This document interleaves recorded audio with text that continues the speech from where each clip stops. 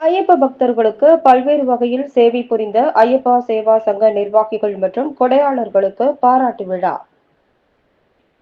கோவை மாவட்ட அகில பாரத ஐயப்ப சேவா சங்கத்தின் சார்பாக கடந்த 2024, 2025ஆம் ஆண்டு மண்டல மகர விழா காலங்களில் ஐயப்ப பக்தர்களுக்கு பல்வேறு வகையில் கோவை மாவட்டத்தின் சார்பாக சேவை புரிந்த தொண்டர்களுக்கும் அன்னதானம் உள்ளிட்ட நிகழ்வுகளுக்கு கொடை வழங்கிய கொடையாளர்களுக்கும் பாராட்டு விழா கோவை கீதா ஹால் அரங்கில் நடைபெற்றது.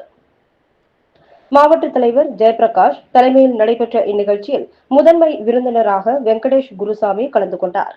கௌரவ விருந்தினர்களாக ஐயப்பன், விஸ்வநாதன், கிருஷ்ணமூர்த்தி ஆகியோர் கலந்து கொண்டனர்.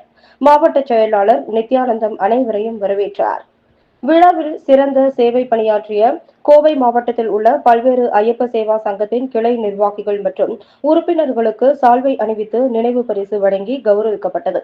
இதேபோல கொடையாளர்களும் கௌரவிக்கப்பட்டனர்.